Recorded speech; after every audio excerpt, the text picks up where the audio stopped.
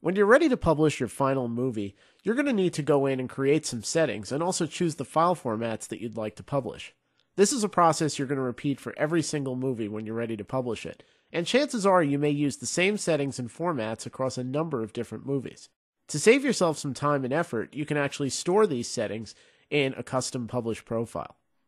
To get started, let's go ahead and open up the fl14_video.fla lesson file. And let's take a look at this banner file for a second, which is actually used in some of the written exercises. Here, we're going to use this as the basis for creating a new custom published profile. We can then apply those same settings within our profile to other movies later on. Whenever we're ready to publish our final movie, our first step is to go to the Publish Settings dialog box. To do this, let's go up to the File menu and choose Publish Settings. And this is going to open up our Publish Settings dialog box here. And you'll see by default there's actually one profile that's always standing. This is known as the default profile. And as you add other profiles, they'll appear under this drop-down menu. Currently, we don't have any other profiles than default, but we're going to change that by creating our first custom published profile. To do this, before we do anything else, let's go over to the right and let's click on the Create New Profile button. And that opens up the Create New Profile dialog box. And from here, we can name our profile, and everything we do forward will be stored under this new profile name. So let's go ahead and call this Flash CS5 Digital Classroom. And click OK. So now you'll see that displays as our current profile, and everything that we create from this point on will be saved in that profile. First, we need to choose the formats or file formats that are going to be published when we actually go through the publish process. By default, we'll see that Flash and HTML are already checked off. This creates the default SWF or compressed Flash movie and accompanying web page, HTML file, that are necessary for displaying our movie in a web browser.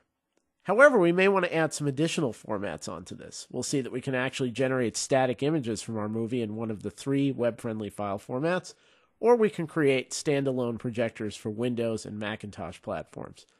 For now, we're going to keep it simple, and we're going to assume that we also want a static version of our movie as a JPEG that we can use for some other purpose later on. So I'm going to go ahead and check this option off. And what you'll see is that as I do that, a JPEG tab pops up over here on the top. We're going to visit this later on to dial in settings for that specific format.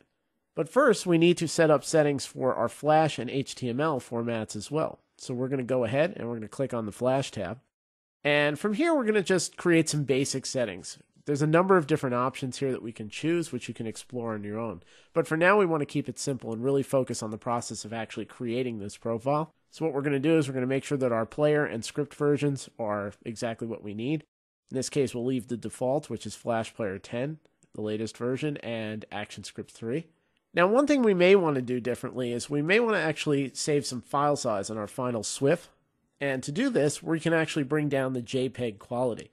This slider controls the overall compression of any bitmaps that we've imported into our movie.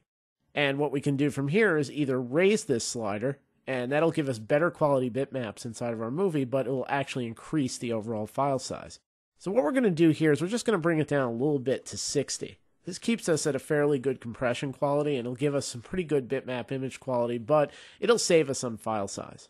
Now, another thing we're going to do is we're going to uncheck this Include Hidden Layers checkbox. This ensures that any layers that we have currently hidden in our FLA file will not actually get published into our final SWF. Now, again, there's a number of options we can focus on here at a later point, but we're going to move on for now to the HTML tab. Under the HTML tab, we can dial in settings for the web page or HTML file that's going to be generated that accompanies and contains our SWF file.